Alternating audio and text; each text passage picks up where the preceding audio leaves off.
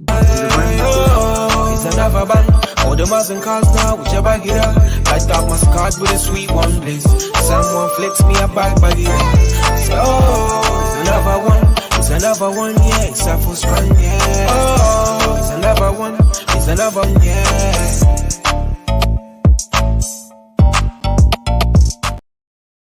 Good evening. Welcome to iBoxingHub. I go by the name of BNG, featuring yours truly, Trey. What's good? Yes, cuz all good. How you been? How's the week been? It's been good. It's been fantastic, especially this weekend. It's been electrifying. Can't complain. Yours? Cuz I gotta agree with you. You know your word's electrifying. My word is tremendous. Like yesterday, I can't even lie. Both the events that we witnessed yesterday was tremendous events, and I just can't wait for us to, explore, what happened yesterday, man. And also, just wanted to just give a shout out to Al Heyman behind the cameras, always doing a tremendous job. Also, shout out to our sister Aisha. She also has her interview coming out, which is obviously going to be on Monday. So, guys, tune into that. And Rico and Ra as well. Big up to our brothers as well. They're obviously doing a tremendous job in their respective fields. But when they come onto the iBoxingHub channel, they've obviously got the RnR Hour, which I'm excited about. And guys, we've got a special segment after we review the fights. We've obviously got a family member of ours. You guys obviously know him, as the artist behind the intro, and a lot of people have asked me, who's the guy in the intro? Who's the guy in the intro? That's why we've got him in, so you could obviously get to know him a little bit more when he joins. But cuz, let's get down to business. You know the words. Yeah, I want you to start us off, man. What do you want us to start us off with, cuz? We have to start off with the rematch that took place yesterday. Oh man. I watched it live. It was, look, all right. I asked everybody if it's going to be repeat or revenge, and a lot of people were saying it was going to be a repeat because Chantel Cameron is naturally the bigger fighter, right? Now, what we saw yesterday, wow. Look, okay.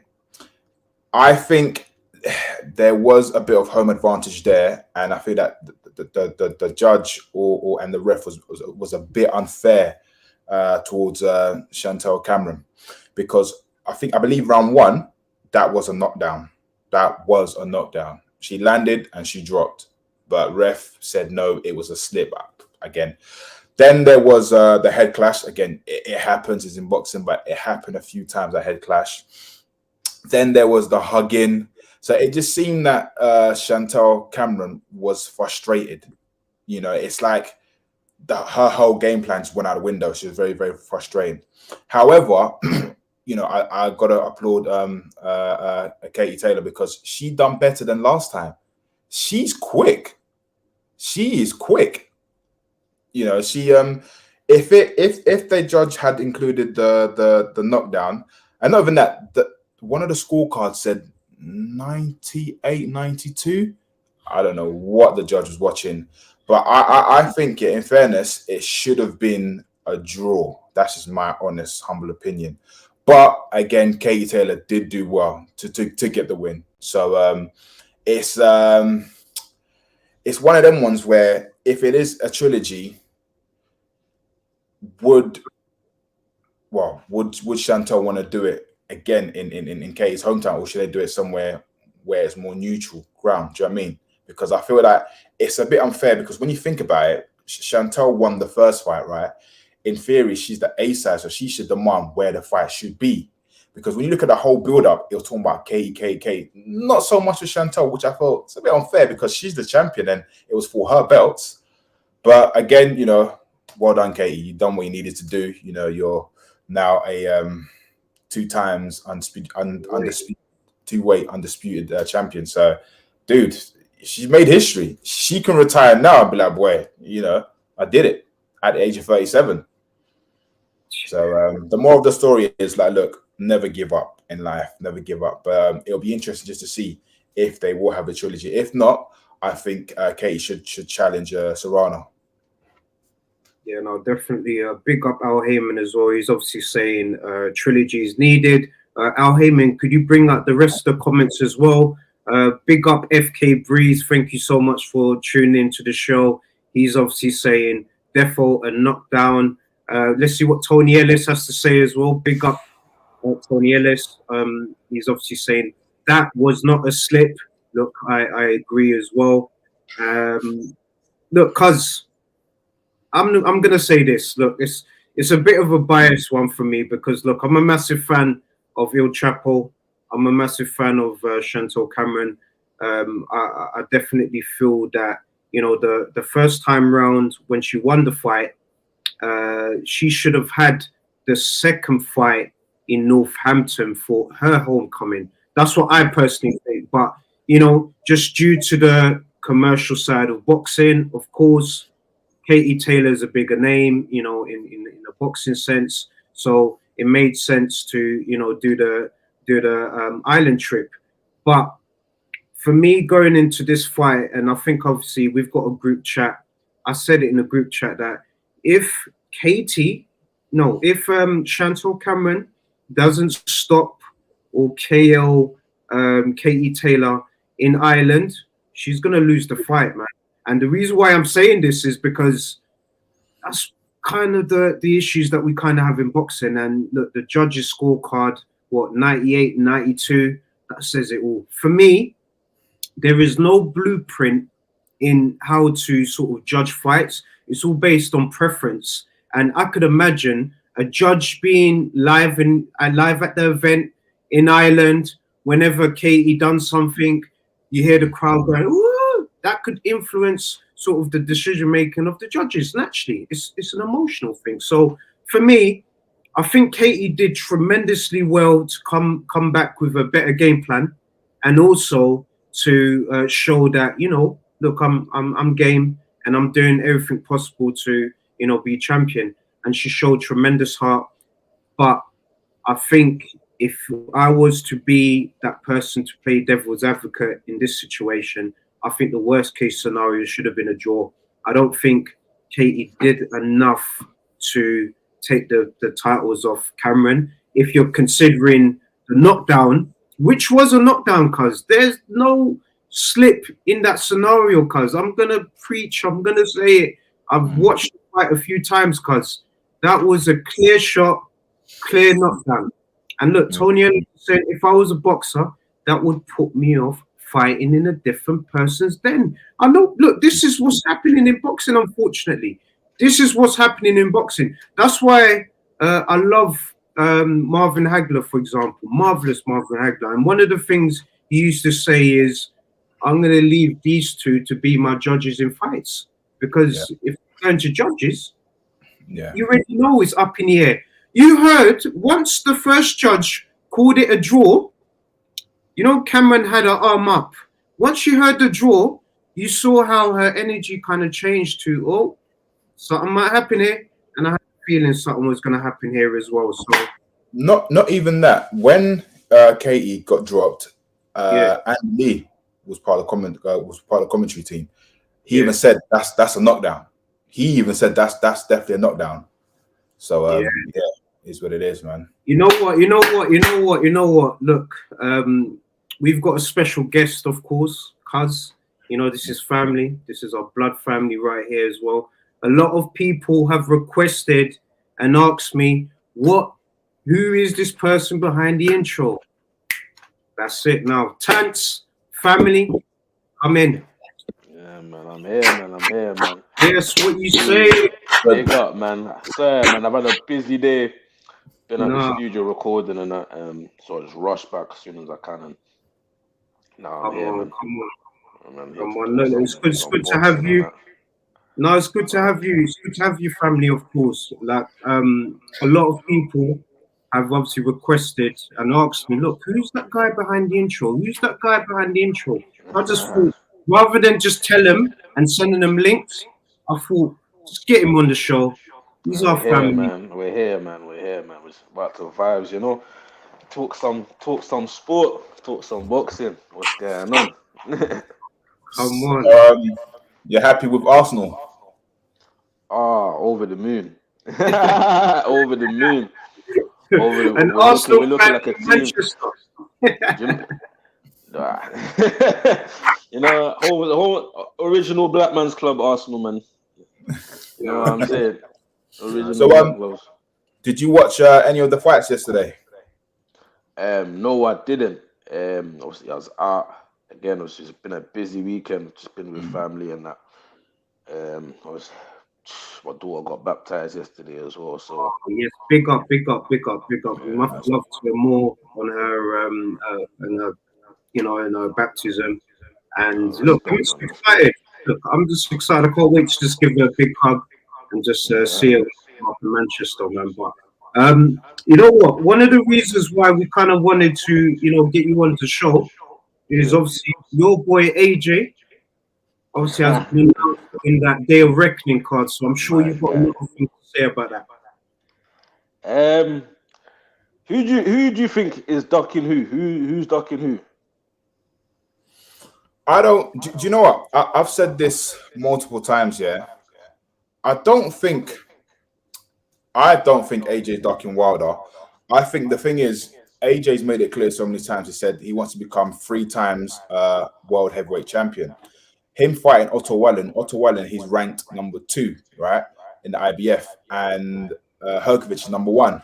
Fury v Usyk. Once whoever becomes the undisputed champion, they have to vacate that IBF belt. So I think AJ might go that route where he fights Herkovich for the belt. If he becomes champion, then he fights Wilder. It'll be even bigger because the belt's on the line. But again, I could be wrong. I think Wilder wants AJ because that will be his biggest paycheck, and then he doesn't have to fight no more. Really, he can just cash out. But I believe AJ wants to fight Wilder and Fury, but maybe wants to fight Fury more than Wilder. That's my opinion. Because when they due to fight, but then Fury gave Wilder the rematch. Yep. Well, yeah. So the first fight when Fury fought Wilder, there was no rematch clause or nothing. So my understanding that Matchroom reached out to Wilder due to pride in that. He said no, he wants to fight Fury again, even though they offered him more money. He even said himself they offered him more money to fight AJ. But I think it just makes sense now because look, they're both former heavyweight champions, and we want to see them fight because that fight in theory, if you had Wilder fighting Fury, Wilder fighting AJ and Usyk fighting Fury at the same time, Wilder AJ more numbers. Oh yeah, and big up FK Breeze as well, man. Bless up for the message as well. Big up FK Breeze, man. Like he's gonna be doing tremendous work in boxing. He's actually an amateur that's coming through the ranks, man. So look out for him. Respect. Big up. But yeah, you know what? Just to sort of add to that sort of AJ situation. Yeah. Look, I think both fighters. Let's keep it real. Both fighters want to fight. But the politics behind the sort of business, is delaying the business. You get what I mean? No, the fight would make sense because they're both coming off the back of, no, I wouldn't say big losses, but like let's say Wilder lost to Fury, AJ lost to Usyk. Do you know what I mean? So like both like title losing fights. So if you like some people would say, to lose out of this could be done. Yeah. I wouldn't say that personally, but like there might be like a little fall off in their reputation. What do you guys think of that? The thing is, they're towards the end of their career now. Do you know what I mean? So I believe they've probably got 2 years left in the sport, and then that's it. So it just makes sense if AJ fights Wilder and then fights Fury. Maybe he may fight Baby Miller, but who knows? But then that's it. Then he's got nothing else to prove. if AJ beats Wilder and Fury, then boy, wow. Yeah, you know what? Definitely, because I agree with you. For me, what both guys want to fight, like I said, but it's the business that's delaying the process of them two fighting. So I reckon once both guys win the fight that's coming on, that sort of the match card that's coming up in Saudi, hopefully both guys win. Like touch wood, both guys win. You know, no injuries or whatever. Hopefully next year we can get the final between, you know, Wilder and AJ finally, because they both want to do it. Both guys want to get it on, but it's the promoters protecting their fighters, which is normal. Because we've had this conversation a few times, even with fans. This conversation, promoters are spoiling the sport. I wouldn't say they're spoiling the sport, but they're going to protect their assets naturally. Yeah, I mean, look, how you got to see it, yeah? It's like, look, a promoter will always protect the boxer, because the more, if his boxer loses or keeps on losing value. Do you know what I mean? Whereas if he protects his boxer, goes for another route where he's winning, he stops growing up. I mean, don't get me wrong, look, AJ, he's actually right in terms of commercial, you know, he's a big name. Do you know what I mean? I mean, look, this is how mad it is, yeah? You've got Queensberry event taking place in Saudi on the 23rd of December, but yet it's been hosted by the Zone. That's mad. So it just shows you the power that, you know, the Zone and AJ's got. That makes sense. Nah, 100%, 100%. You know what? I'm gonna put this question to you, fam. Yeah. Who you reckon's winning if them two finally fight?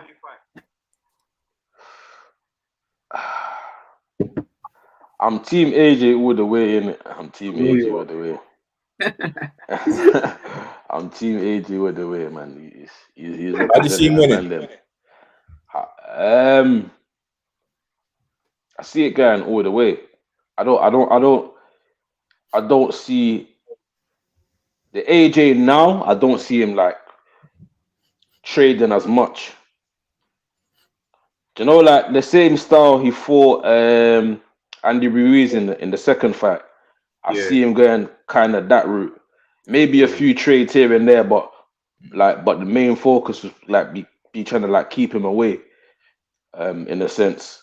So I think I see the fight going all the way, or late, maybe 10, 11th round, maybe there's a little knockout. But do you know what's mad? I say it like this: if AJ's to win, it's gonna go all the way. But if Wilder's to win, maybe like you know, from the 9th round onwards, knockout. Yeah. You know what? That's how I see it. One of the two. That's the way I see it as well. I'm not even gonna lie. That's the way I see it. Obviously, big up Bukayo Saka. Obviously, that's your brother Tance. He's obviously AJ has obviously had a lot of L's, but he's still the biggest heavyweight. And I think the other comment as well was from, obviously, we've got deleted account as well. Big up to you. Thanks for joining. And Ngannou is a better boxer than Wilder. Obviously, do you know what? That's another thing. Yeah, that's another thing there. Ngannou looks more disciplined than Wilder. Yeah, no, for sure. For sure. And Aisha as well. In my opinion. Big up Aisha. She's obviously saying, yes, Team AJ. Obviously a big AJ fan. It seems like I'm the only Wilder fan. Seems like I'm the only Wilder fan here. Do you know what? I'm back in the Brit, innit, because he's done a lot for British boxing, but how I see it going, I don't see it going to distance. I do think that Wilder will drop him, but then I think he'll finish Wilder off. That's my opinion. Yeah, no, that's actually mad. That's actually mad. Wait, what are you saying? What are you saying, Taz? You're definitely AJ decision. AJ decision.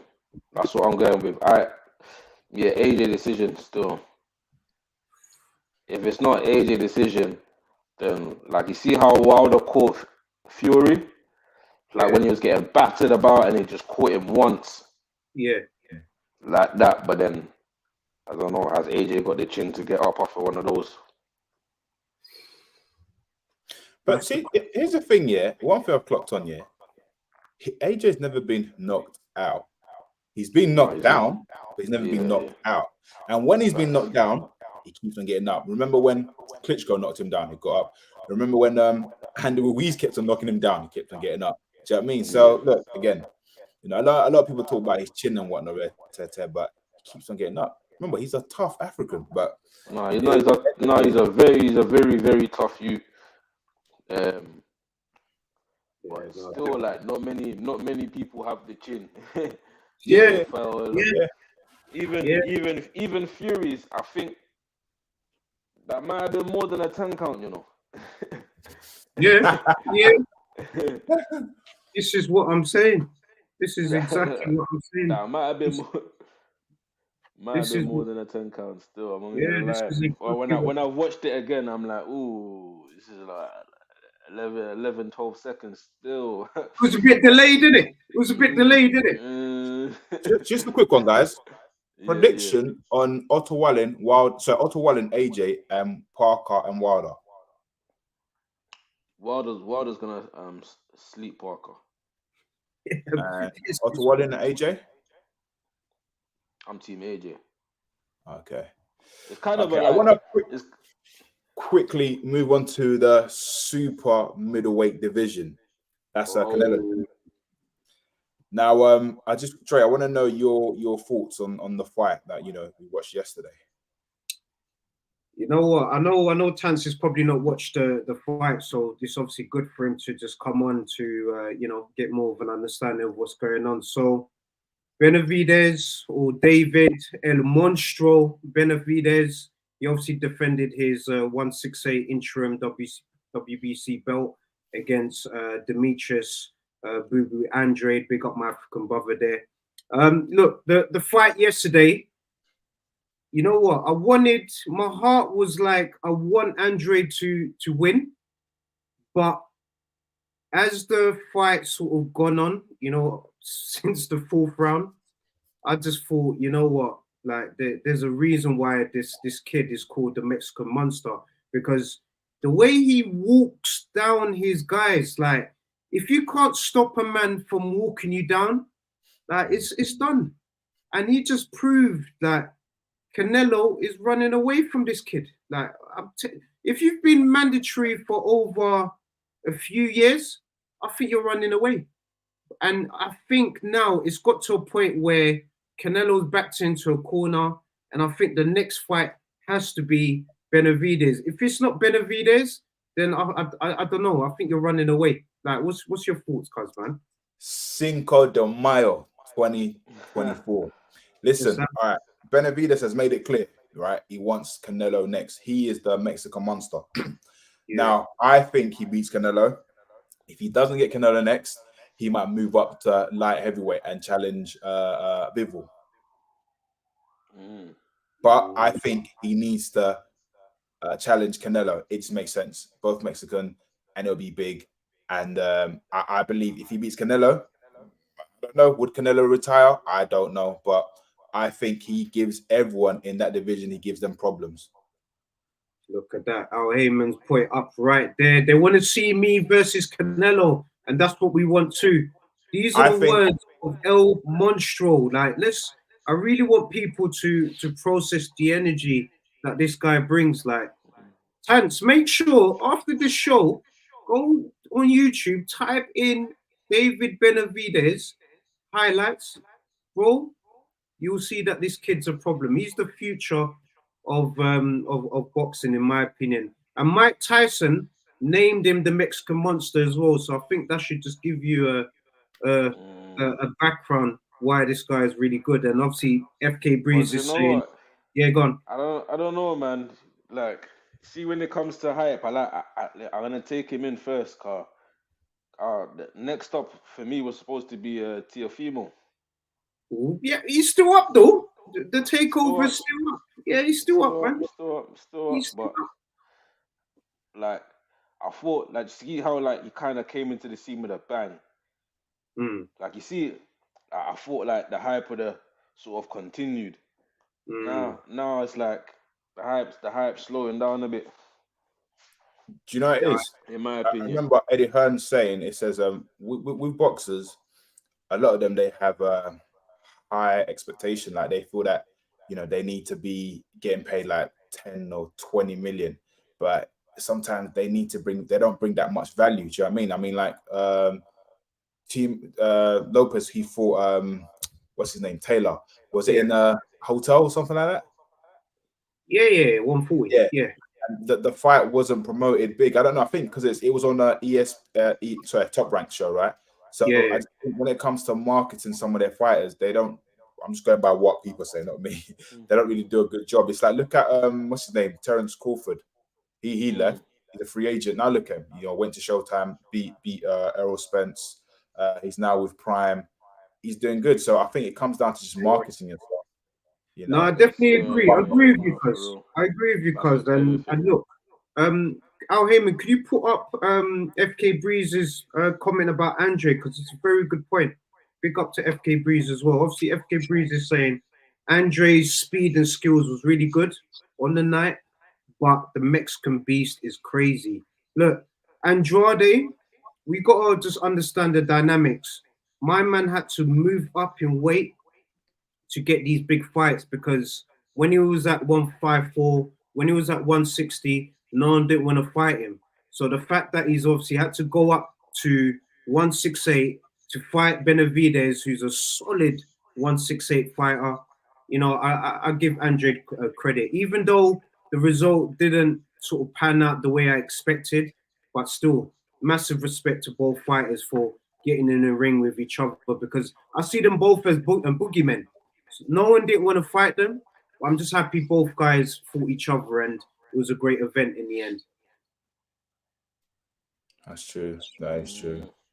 I mean, do you think Andrade, do you think he could give Canelo problems? You know what? Weight. Yeah, I think weight. The weight is a big thing, man. Yesterday, you kind of saw that Andrade's skills and ability was really good. But the power, he didn't really have the power at that weight to hurt Benavidez, which is why Benavidez was able to walk him down. Because this is what Benavidez does, and he's a pro at it. Him and Canelo, I think right now they are the fighters that are able to walk down any fighter that they get in the ring with. And if you're not able to stop a man from walking you down, I think it's over, man. Honestly, that's just my theory. Fair enough. To beat guys, you need to have the power to stop them from walking you down, but also catch them in the angles, man. So they need to have good lateral movements, throwing combinations, different angles. So I think if Andrade was a heavier weight, and if he was used to that weight, I think he would have done a better job on Benavidez. But look, there's weight divisions for a reason. Okay. So how do you see Benavidez beating Canelo? Do you think he knocks him out, or do you think he just goes to distance and then it goes in his favor? I think he could stop him. I think he could generally stop Canelo. I can't even lie to you. What are you saying, Tance, man? From your understanding of, Canelo's El Presidente, Mr. Mexico, but then you got this young beast that Mike Tyson's naming him, El Monstro, or the Mexican Monster. I need to do a bit more research on this Benavidez, but check him out. I don't know, man. Until I see a bit more, then I'll be able to comment a bit more. But Tance, I want to ask you, name me your 5 best fighters. Any weight division, like from any weight division, yeah. Any weight, legends, whatever. All right, I was watching boxing highlights, like not even historical fights, but like fight like classic fights. Yeah. And I have to throw David Haye there. I don't know. This is no particular order, but I have to throw David Haye there. Just his fight with what's my man? I Bellew. forget his name. Bellew. Not Bellew. The Goliath, the big brother. Oh, Oh, Valuev. Yeah, Valuev. Nikolai Valuev.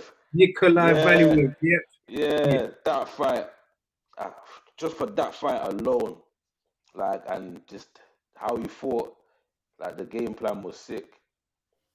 And even though Valuev like towers over him, he couldn't get near David Haye. Yeah. And just the heart to even take the fight in the first place. Mm. I have to throw David Haye there. Mm. Like this is in no particular order, by the way. Yeah. Who else would I give there? I'm gonna throw AJ in there, of course. Of course, that's your boy, man. Of course. That's my guy. Just he's just, you know what I'm saying? He put on for British boxing. Mm. If anything, yeah, if there was an order, I'll put him fifth on the list. Mm. If there was an order, but Mm. because he's my guy right now, I'm Mm. gonna throw him in there. Obviously Tyson, Mike Tyson. Yeah. Lennox. Oh, yeah, big Lennox, the last undisputed champion. He's actually the last undisputed champion of heavyweight boxing. It's mad, isn't it? Over 20 years ago. And I obviously I want to say Mayweather, but that's like, you know what I mean? That's not fair to say that, so I'll skip Mayweather, even though. No, that's fair, man. That's fair. Oh, look, FK Breeze has got a question for you, Tance, man. So he's saying, who would win between Hay and Usyk? Prime Haye. Prime Hay. Prime at cruiserweight. Well, cruiserweight or heavyweight, FK Breeze. A heavyweight fight or cruiserweight, because they're both legends at that weight. I say any. Cruiserweight, David Haye. Heavyweight, Usyk. Because David Haye is quick, so if he was to go heavyweight, I'll take take back a bit of speed. What about Fury and Usyk? Who do you see winning that fight? Oh, that's the big one. Usyk. I want to go for the underdog. Yes. Ooh. So he knows, man. This is why. Fam, he knows. He knows. Do you know? I'm a bit. I feel like Fury knows as well, deep down, like this ain't a fight like he's had before. Serious business. I don't know. I say Fury. Simple fact that he's just bigger, longer reach. He'll make it a boring fight. Yeah. Okay, he'll just he goes on here. And he'll just go for the body shots because we all know Usyk's vulnerable when it comes to body shots. No, sorry, because look, Bukayo Saka's trying to say, no, Tance can't be from. Look, he's from Manchester, man. But obviously, we know his heritage, his roots. We know where it's from. It's originally London, but look, he's up in Manny right now representing, man. So no, big up. Yeah, no, I was saying I don't see why they will have a rematch clause because once somebody's crowned a champion, they have to vacate one of the belts. So for me, it's just bizarre. So what's the point running it again? Because already we would have already had an undisputed champion, and then the rematch would just be for unified belts. So it just doesn't make any sense. But it is what it is, man. No, but yeah, Tance, obviously I know you've got a new single coming out. Whatnot? Just let the viewers know, you know. I don't even have no singles coming out like planned or nothing as of yet. I've just been recording music. Obviously, I just took some time out to just get my mind right, get everything right. Just you know what I'm saying, enjoy life a bit, experience life. So I have stuff to actually write about. But there will be a project coming from me early in the new year, definitely. Oh, jeez. Yeah. Big up. You featured in a tune though the other day. Isn't that the concierge tune with your boy? Yeah, my brother David Ray. He's got David Ray. Yeah, concierge featuring me on the hook. So that's what I'm saying, man. People man. need to know the hook, man. People need to know the hook, brother. This is what I'm talking about. Could we get an iBoxingHub? Look, he's not a calling for it, Chance, man. I think one of these days, yeah. Look, one of these days we'll set something up, man. we set something up where No, definitely. the Definitely. intro, we need you actually doing the intro for us, man. We've obviously got No, you. do you know what? No, 100%. What am I talking about? One of these days, 100%. One of these days sounds like a myth, and 100% we'll get that done. We'll get like maybe like a new theme song, you know, tailored, Tailored. for the iBoxing hub. You know what I'm saying? Come Like on that, now. like that. Yeah, man. But listen, it's that time, innit? End of the show. Thanks. Just let people, where to follow you and your socials, etc. Just Tans. That's TANT ZZ_first on all socials. Yeah, Insta, Twitter, TikTok, all of that. Even though I don't really post on TikTok like that, you know what I'm saying? I'm a bit of an old man. I'm trying to learn how to use that. You know what I'm saying? But it's important. It's an important tool to use. You know what I'm saying, when you're trying to get your content out there. So yeah, man. Well, yeah, big up both yous, man. My family and that. You know what I'm saying? Come on. That's what we're about. That's what we're about. I see the growth as well. Love to the people interacting as well, making the show more interesting as well. You know what I mean? Or you guys obviously carry the show as well. So yeah, man, I actually enjoyed myself today. I felt like I would have been out of my depth. You used to been doing it for a while, but now, man, obviously it's just like just family having a conversation. You know what I'm saying?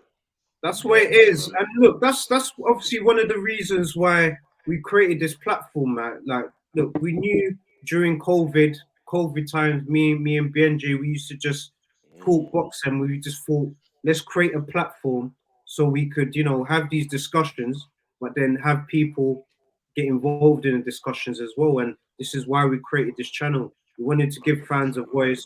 We wanted to just give fans access, but then at the same time, get you guys involved as well, because obviously you're not involved in boxing, but you're a boxing fan and you've got views. 100%. That's why I wanted to get you on. And plus, 100%. you are in our intro, so it just only made sense for us to get you on so that the people could see the guy behind the intro.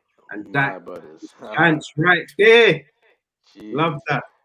We need to come back on, but this time we need to discuss, I don't know, Misfits boxing. What's going on over there? I'm loving that. Yeah, we're definitely. I'm loving that, but we'll definitely discuss that. We'll also discuss the big event that's happening in Saudi, innit? We'll review on that as well.